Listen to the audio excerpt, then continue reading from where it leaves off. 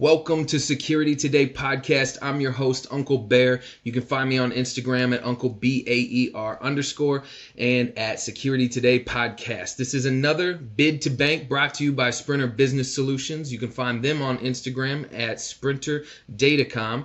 And I have just been loving this series, and I knew I had to get my man Dan on here to give us a little bit of perspective. So if you have been following along, and if you have not been following along, you can go back and watch any of the Bid2Bank series that have been done on the podcast as we try to bring entrepreneurs and people who are leading businesses in our industry to come in and kind of run us through from the bid to the bank, just to show a little bit of perspective on how people handle the job from start to finish a little bit differently. Hopefully you're catching nuggets, you're catching peaches, and being like, oh yeah, this is what I wanted, or this is going to help me out, or it's good to know that someone else is doing it this way. So we had to get Dan on here from LocksPlus, and we're going to get into it right now. So thanks so much for being here, Dan. I really appreciate the time. I know we kind of went back and forth there to get on it. It's been like 3 or 4 weeks. Yeah. I didn't think it was going to happen, but I knew we were going to make it work somehow, for sure. Yeah, we make it Definitely. happen. Yeah. So just Thanks for having me. yeah, not a problem, man. Introduce yourself and tell us a little bit about Locks Plus, and then maybe a little bit about how you got into this industry and what Locks Plus does. Well, we're a small business in theory that operates as a big business down here in South Florida. We do doors, frames, and hardware, supply and install, and selling to projects.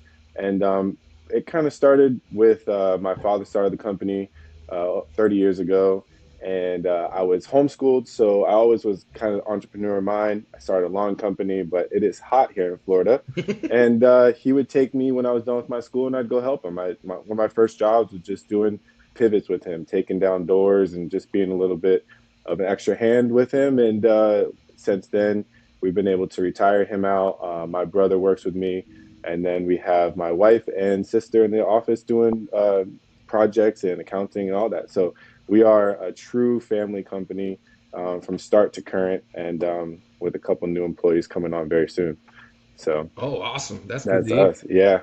Yeah, And yeah. you say South Florida, but man, I see on your Instagram you running the whole state. Well, I'm sure as you've heard and seen, if they'll pay, you can go. Yeah, I've for seen sure. you out places too. You're not a small radius yourself. I know that. So it's when you develop these relationships with certain companies and they know that you can get a project taken care of and they're willing to pay for you to go there, we'll make that accommodation for our clients when we can, as reasonable as possible, of course. Awesome. And so the Locks Plus repertoire, you guys kind of span from frame to door to hardware. How's that work out? Yeah, I pretty much say you just take the rough opening and everything that goes on in there. And the only thing we don't do, even though you guys in this channel is more leaning towards that with the access control, is we don't actually do the running of the wires and the access control programming, but we work very closely with a lot of integrators to do that. So a lot of times we found that some of the access control guys don't want to install the hardware, or they just don't do enough of it. So they're like, you can do a clean installation and we'll bring you in to work with us, or and vice versa. So that's what we do. We do supply doors. I get slabs and manufacture them, weld together frames and custom openings and all that stuff. So that's what we do. We're a commercial business. We don't really do any residential at this point. No automotive. I know that's like a big no-no in the locksmith community, but like I said, it's hot here in Florida, and spend a couple hours in the car it can be taxing. So we've got ourselves a really good avenue here with construction, and we like it a lot. Yeah, it's definitely changed our company last couple of years. Do you do like automatic door openers and stuff like that? Yeah, we're Adam certified, so we do automatic openers and maintenance to them. Yeah, Awesome.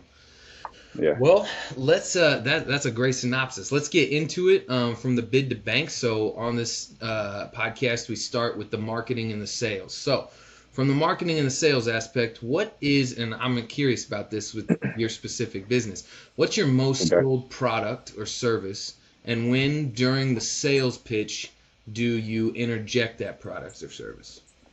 Um, I don't know if it sounds silly, but our most sold product is probably ourselves.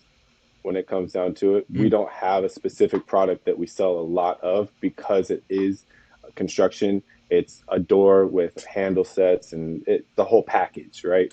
So one thing that I can say that we sell is ourselves, our knowledge, and being upfront with the client and giving them what they need, and also telling them, hey, I can make a lot of money off of you, but I'm going to recommend the right way to do this and stuff that can save them money. So I think that's our most sold product. As far as marketing goes, word of mouth, reputation.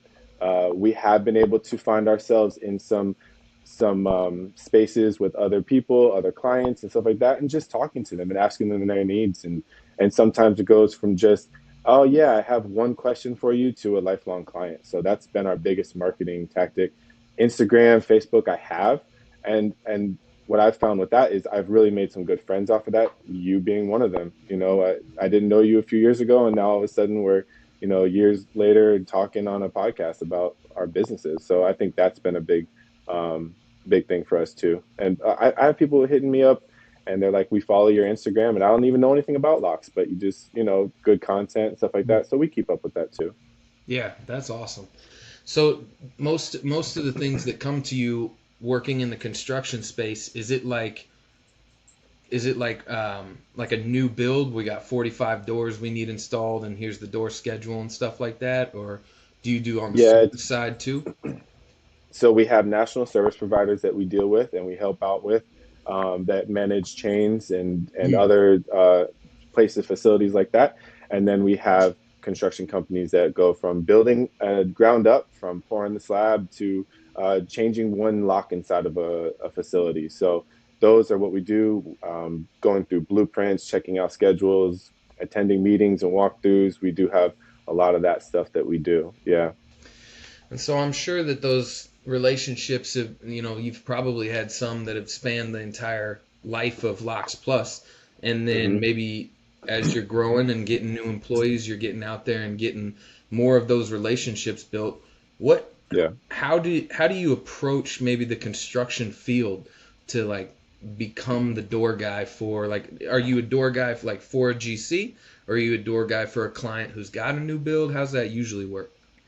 Well, we do both. Actually, I have some that I've worked with the clients and they've brought me into their GC. And then I have others where the GC mainly will bring us in as they're recommended. So what we'll do is cards, carry your card around and you see those things and hand out a card and saying, hey, you know, I was doing work here next door and I noticed that your front door is a little bit off and I don't want to take away from whoever's doing that, but either, you know, just I noticed this thing that can be fixed. And a lot of times they'll go, oh, wow, you know, do you mind fixing it for me? Or, you know, just we'll keep you on file. It's hard to find good guys. And um, one thing that has been a big answer to our consistency with our clients is just answering them, you know, Yeah. telling them that you received an email, answering their call, giving them your cell phone number and shooting them a text message back. And, you know, being able to be reached is a big thing for these clients a lot of times, because they'll feel like they can't get a hold of you or the other company's too big or too small and can't answer the phone and stuff like that. So having those answers for your clients definitely shows a lot. And I definitely think that that's spoken a lot for the company and the reputation that we have. That's that. That might be the golden nugget of the podcast right there, because I feel like it's so, the industry itself is just, teeming with, like, projects and sites and things going on left and right. And I say on the podcast often, like, the trough is full, and so Hmm. you get out there though and you find that it's, I would say, just from, you know self survey, if you will, of knowing people in the industry and stuff like that, people, like, usually don't have a great experience. Like, the great experience is pretty rare. And so one way to make sure that the great experience is being delivered is just being able to be reached.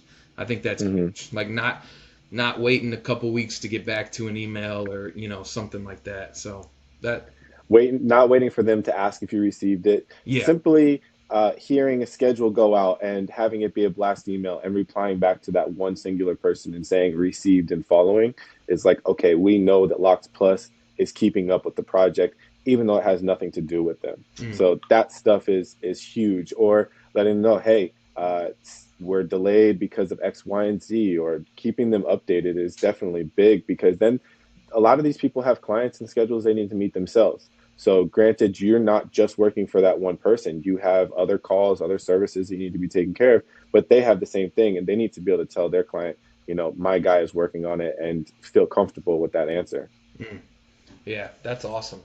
So getting into like the bid. So when you get these GCs call you and they've got a new project, and like you said, they'll reach out with a blast email. Sometimes I know that with Sprinter we work on like I forget what it's called. It's kind of like Autotask. It's where you can like log into the project itself and then get the prints off of it and stuff like that. But Mm-hmm. do you use a quoting software when you're doing bids like that? Our quoting software we use is QuickBooks. Okay. So we do everything through QuickBooks, from our accounting to our quoting. That all goes through QuickBooks, from our construction down to our national service providers that we give them billing and invoicing to. So we do everything through QuickBooks. It's been working for us. It's something we've kind of just been grandfathered into. Hmm. And as they've grown and changed, we've taken advantage of different systems and different features that they've been able to offer us. So everything does that. And just keeping the quotes as detailed as possible has been a big key, because although you can get a software to do a bunch of different things for you, at the end of the day, you still should be entering in details that are necessary to that client, to that project, that they're going to ask you, and you get comfortable with that. And they're going to ask me this question, so I'm going to already have it in there for them. And a lot of times that's stuff that saves one or two emails, but it makes it work out better and smooth process in the long run. Hmm. And do you engineer the prints when you get them? What do you mean by that? So like, oh well, I guess maybe this is more from your business. It might look a little bit different, but when you get your Mm. prints from the GC, and that usually comes with a door schedule, do you how do you move from that print to getting into like the project? I guess getting to your distributor. Like when they give a door schedule to a company Mm. like you, do you already have those doors in stock? I guess I'm trying to ask a detailed like question, but why don't you just take what I just said and just run with it? All right. Well, we get hardware groups if it's a big project, and we'll go through the hardware groups, look for any conflicts that could arise. You got to look through different sections of the plan to make sure that you're not missing something, because sometimes architects like to hide things on you. So we definitely have to look through those things and check the notes, and putting it together at that point. We're just A lot of stuff we do have. I do have good inventory in the back.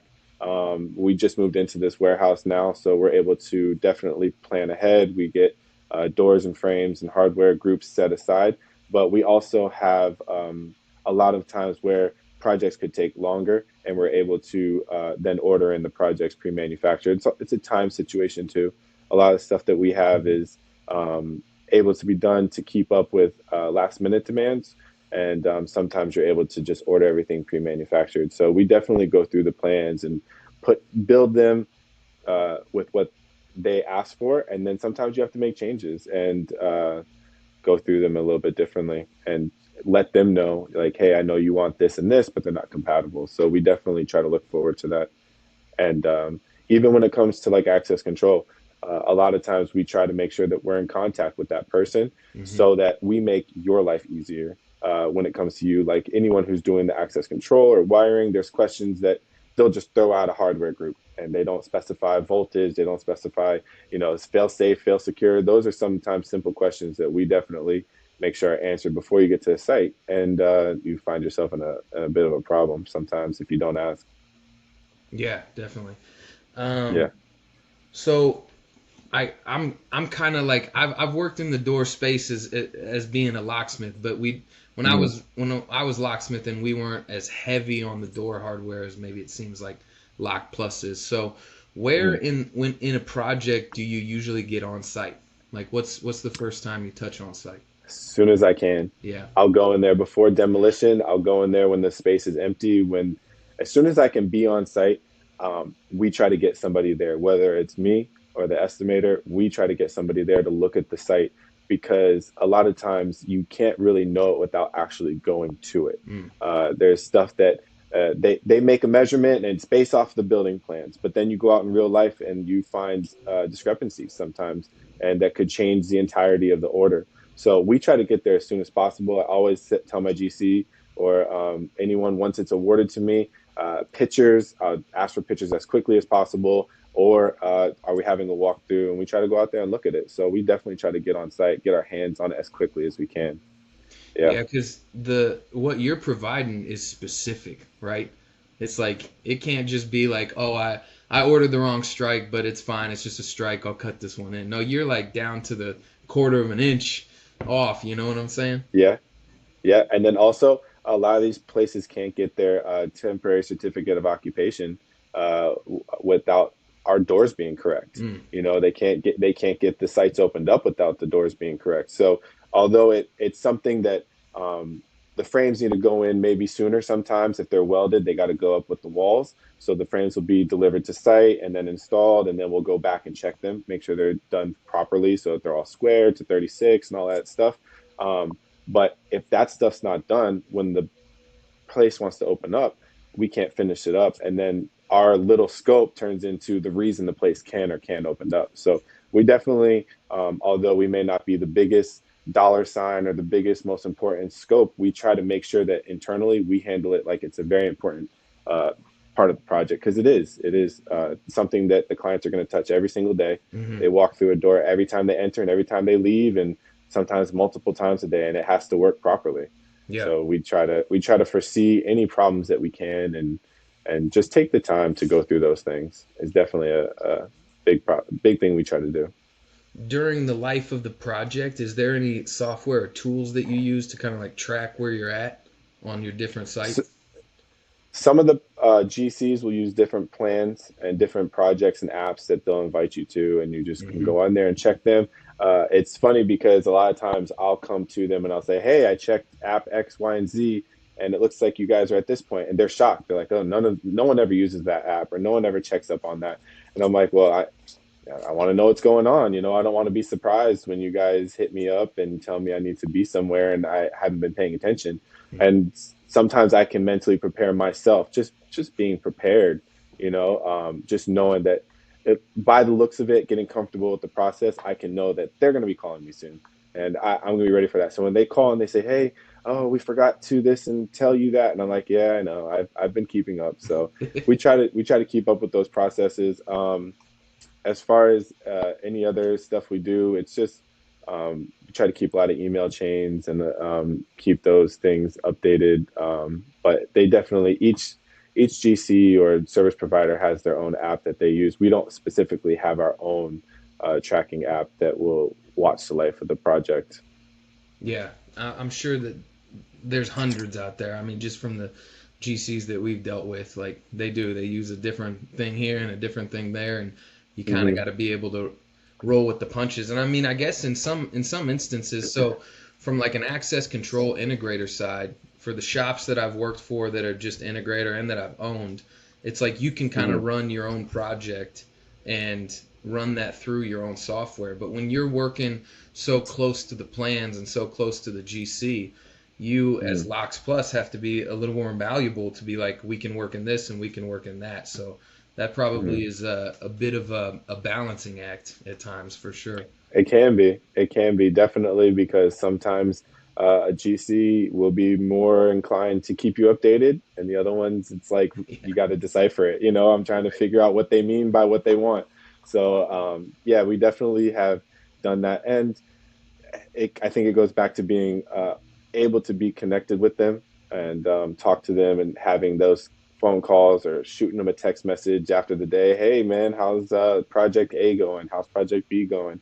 And they're like, "Oh, it's going great. We should be ready for you." Because then they start opening up to you, Hmm. because they know you're not just asking because you're just trying to talk about their day. Unless you're friends with them, of course. But for the most part, they're trying to say like, "Oh, this is Locks Plus chiming in again," and all right, I'm glad they're keeping up with the project and checking up on me, because you have to understand that your clients, your service providers, when you're dealing with commercial, they're dealing with a bunch of other locations, Mm-hmm. and they're dealing with a bunch of other subs. Mm-hmm. And just like I have a ton of questions for them, there's other subs and other scopes going on asking them the same thing. And you can't expect them to remember everything. So we try to run ourselves as our own little, I guess, GC when it comes to that. Our teams are always checking in with each other, and we're checking about how things are going. And then also asking our clients, like, hey, just checking on this, just checking on that. How are we looking for this? To the point where you almost feel like you're bothering them, but they appreciate it a lot. Yeah, yeah, that's a good point too, because as the GC, they're dealing with thousands of things. So you might feel like you you might feel as if you're bugging them, but Yeah. they're like, no, I need you to do this because I can't watch every single thing. Yeah. So one of the things I try to always detail on Bid2Bank is the customer experience, and I mean you've kind of already touched on it, just like how important that is to Mm. LocksPlus. But can you talk to some of the listeners about maybe like the one thing that you feel is the most important throughout that customer experience from start to finish? I know a lot of people like to turn off their phone and try to say that they're 9 to 5 or like this and that and the other. But um, when you're a small business or you're a business owner, there are some things that you have to be able to be in contact for, and you have to know those things when they come to you. So where it's definitely been a balancing act. I have kids, I have a wife, I have a family, and Mm-hmm. being able to answer those calls and just letting them know, even if it's just saying, hey, like I'm in the middle of this right now. I'll call you back later. I'll call you back first thing in the morning. I promise. Sometimes those things make a big difference. Whereas if sending them to voicemail doesn't help at all, because they're just like, another person sent me to voicemail. So keeping that relationship with your clients, it's almost like a friendship. You got to nurture it too, and you want to, a lot of these people have started from when they were friends with my dad, and then there's a lot of people that I've worked with their company longer than they have, and you kind of got to talk to them and become that person that, hey, even if it's not in my area, give me a shout, and I've had that happen from my corporate clients, my construction clients, to my Instagram friends. And I have people in California, thousands of miles away from me, messaging me and asking me questions, so uh, that relationship with the client, with our network, with our group of guys online too, is, I think that's really, really key. It's knowledge, it's out there, and it's free. It's and those relationships are free to have, and but then they can make you money. Yeah, for sure. You Yeah, know. no, you're right about that, man. I mean, that's true to who you are. I can attest to that. That you definitely are good about getting back and good about asking when you need help, and those are cool things. And I love your content too. Like that makes me think that the other day you were showing maybe that door cord jig that you had Mhm. gotten in, and I think I hit you up about it because I'm like, that's shiny. I want that. So Yeah, right. I don't even know if I'll use it, but I want one. yeah, I've done that so many times with you guys. I've seen things and some guys post things. I'm like, I will never use that, but man, that looks cool, and I'll get it. yeah. But that has helped us too. We get a lot of our tools to do the jobs right. Um, you probably know this as well as anybody. There's always that one guy that's been doing it a certain way for his entire life, and he got, you know what I mean? And Yeah. and you go ask him, he's like, oh, you just send a bit through it and it works. And I'm like, okay, I get that. But let's hypothetically think, and this is how I went. I was like, what about ruining a door versus buying the jig that will guarantee that I don't? Mm. And I'm eliminating that loss. And then once I bring somebody in, although I might have a way to do it in my brain that I've done it for years and years and years, I want to be able to have those tools and those toys so that that guy can come in, he's not going to mess up what they're doing. They can be comfortable doing it. And that'll hopefully help us grow the company long term that way. Yeah, for sure. Yeah, those jigs, man, are cool because it's like a template, and you can put a new guy on it that's maybe like Hmm. experienced with a drill but has never cored a door, and he's gonna be Hmm. okay. You're not worrying that he's gonna Yeah, cost you money by coming out left to the other side. exactly, Yeah, exactly. Punching the hole right through the door that's 16 weeks out lead time, and you're like, oh, great. Now this way I can guarantee I'm good. yeah, for sure. What distributor wise, like, do you use distributors that are like all over America, or are you pretty Yeah. local with distributors, or? I'm lucky. Security Lock Distributor is a big distributor, and they're Pompano office. I could throw a rock and hit it. So I'm very lucky with that. Mm. We have a bunch of different distributors. ADI is just the same way, so I can pick up stuff from them. I actually work for them sometimes and help them out with the branches. So that's cool. They're right down the street from us.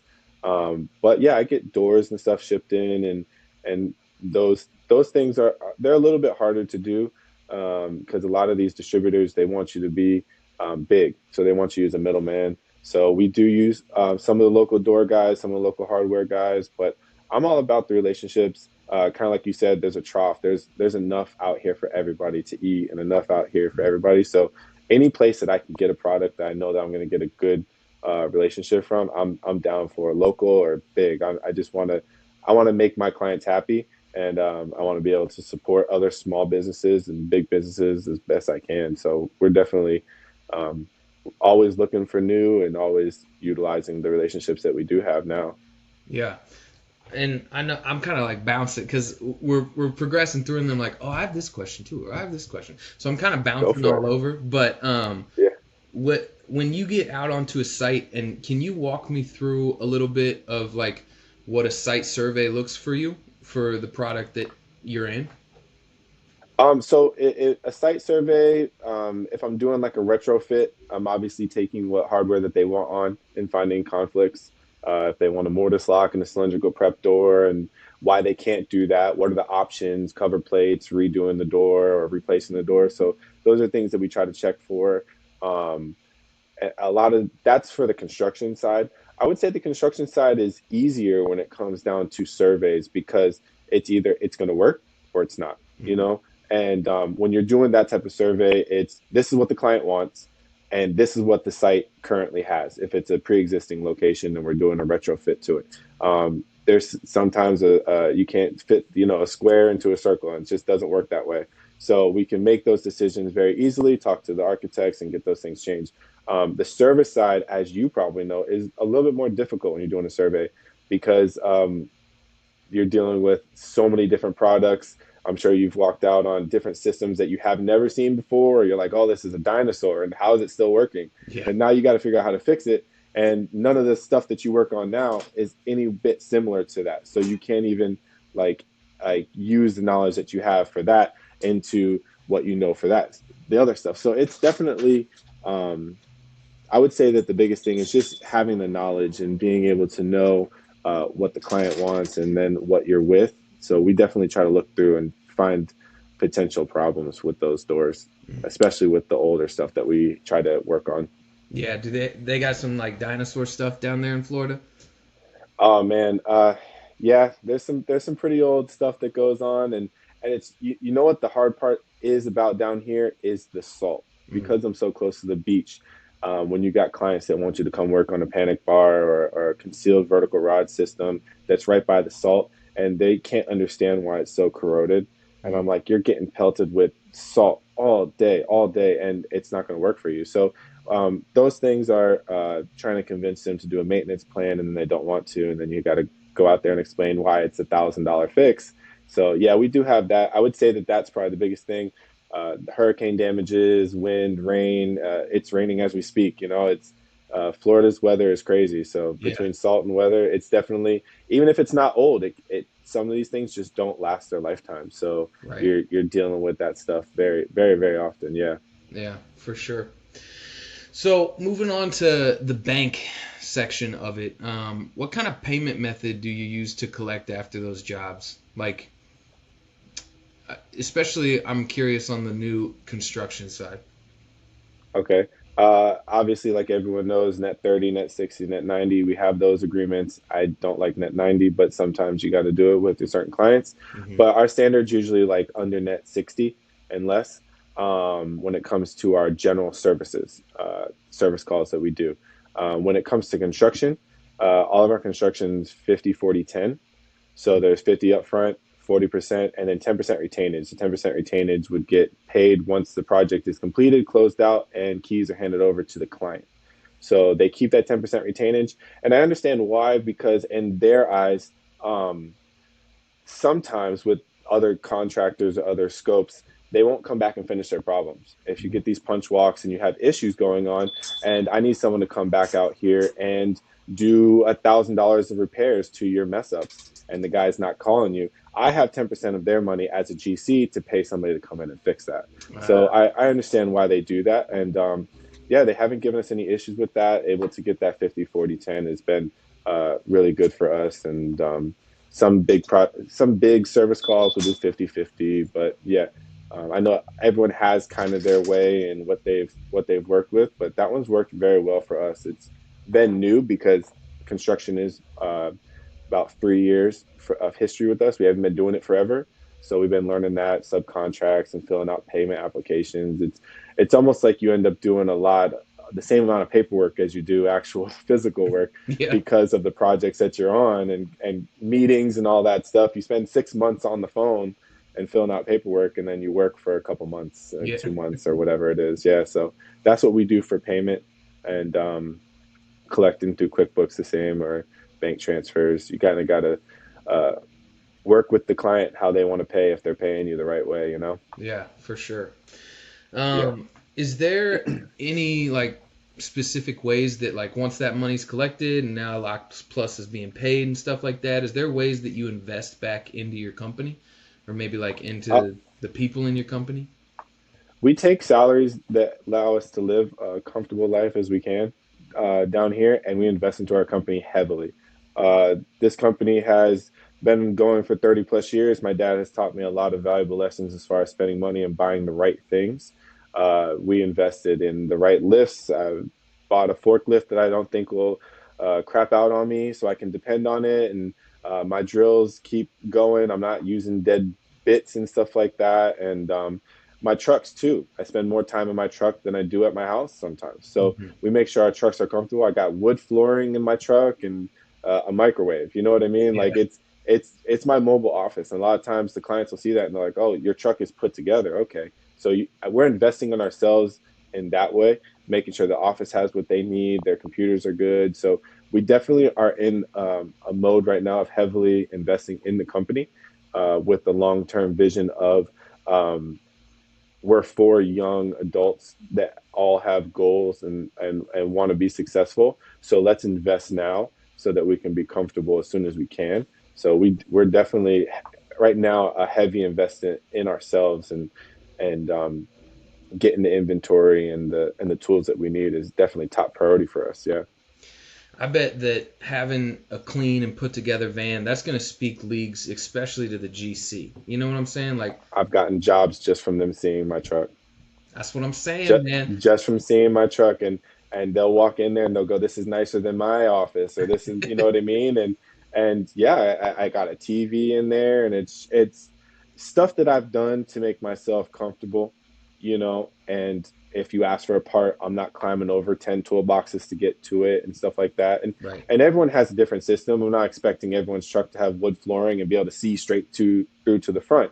But you know, a lot of these guys, and you can speak to it too, a lot of these guys on here that keep their stuff in check run successful companies. Because, you know, if your truck's a mess, how do I convince my client that I'm going to keep their job site in order or their job list in order, honestly, if they're like, you can't even keep a hammer in the toolbox? And they notice that stuff. And I think that a lot of times we overlook and think they don't care, they just want the job done. No, like, I got guys who compliment the truck all the time because of that, even to what we wear, you know, the correct outfits. You know, it's 110 degrees outside and I'm wearing long black pants and boots and a collared t-shirt on 90% of the jobs. And then we have the high vis when recommended or necessary for the projects.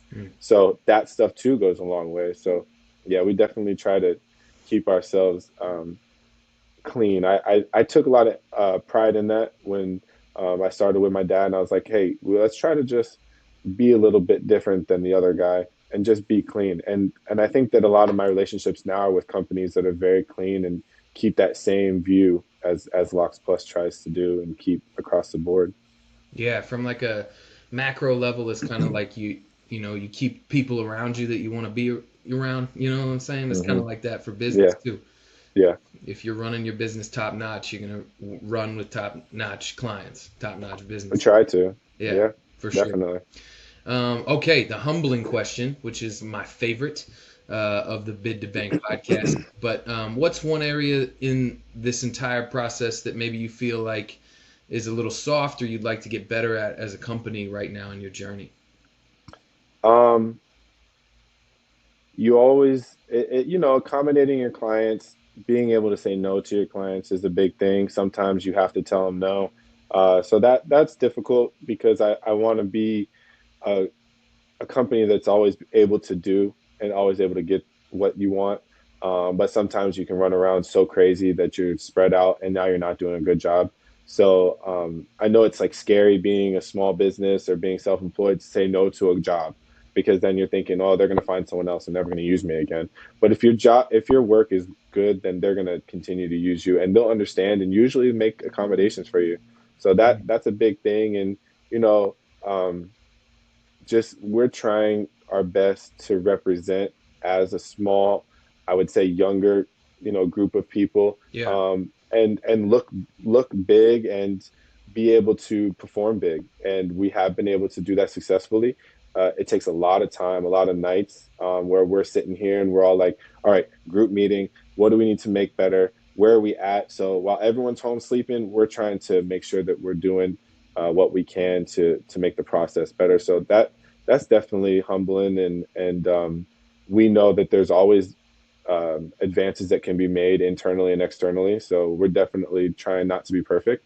The same way I've talked to um, older people in the industry about anything. I'll listen to anybody. I'll talk to an accountant for 10 hours. If they have advice on a company and they can give it to me and I can figure out how to upload that into my company, then I'm going to listen to you.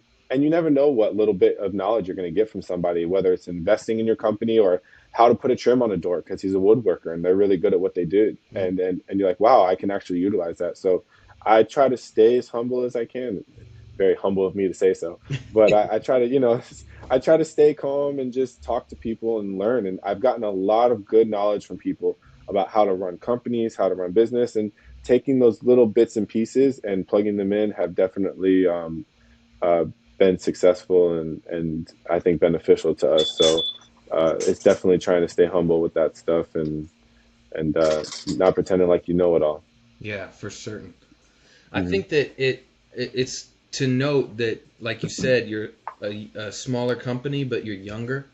Hmm. Like in the generation that we're kind of in, like if you run into a door company or a locksmith today, there's a 75-90% chance even that it's somebody over 60, that's running it, right? And they've Yeah. been in it for forever. So that is pretty They unique. got the same tool belt since when they started. Yeah, Yeah, exactly. yeah. And Yeah. when I started, I was working for 7 an hour, like Yeah, yeah. I don't use those tools. I use a hand screwdriver and that's it. Yeah. yeah. So that's pretty cool that you're in that situation. Definitely. Yeah. I mean, I stay younger. I'm trying to stay young. I'm 31. So I'm Yeah. trying to stay as young as I can. But, that is young for business owners nowadays. And I've been doing it since I was 15. Right. Like I said, I was homeschooled and I was able to work because I always liked money. So I always like to be able to be successful and kind of changing that and doing it for myself. I can't see it any other way. Yeah. I being your own boss is fun, although then you just have 1,000 bosses because every client's your boss. But yeah, I would say that we're trying our best to be to learn from the older generation that started this industry and make a new one because I think a lot of the industry is very enclosed. The older guys, they don't talk to each other. They're scared you're going to take their tips and steal their clients. And I'm just like, I'm just trying to learn. I'm trying to be successful. I have clients that you don't know and vice versa. I just want to be successful. So, being that mindset and talking and coming on here and talking and sharing knowledge, if it helps somebody, then I'm glad for it. I would hope to be able to help somebody. And I've learned stuff from these podcasts too. So it's Yeah. definitely beneficial. That's great to hear. And you're Yeah. 100% right. Like it just feels like, especially the hardware side of the industry, they came with an old world mentality that the trough wasn't full. You know what I'm saying? So you share your Hmm. tips and tricks, then you're not unique to the next guy. And the locksmith that I worked for, he was very much to that mentality. But Hmm. I feel like one of the one of the shining gems of Instagram or social media is just the industry community that we have around like doors and hardware and locks and access control and security and those sorts of things. Like, it truly is a gem. I haven't met anybody that's been hateful or spiteful or not willing to share, just on there to, like, talk down, unless you get on Facebook, but I don't get on that platform. But we could have a whole podcast about Facebook. yeah. Stay away from Facebook. But from the Instagram side of things, it's been very beneficial to meet guys like you and to grow, relationships out of that, and kind of feel like you got something literally and figuratively in your back pocket that if you get into a jam, you can kind of pull out and find the solution to. So, yeah, I think that's good that it's trending towards that, and seeing companies like you, because, in your 30s and running the show and looking like a boss, man. It's really comforting to see from our industry perspective. The last bonus question that I kind of like to tie as a bow on the end of these podcasts is, based on your experience moving in a job from Bid2Bank, where would you say the focus is most critical in the completion of the job? So where's that point in the whole thing that's maybe most critical to you and your company?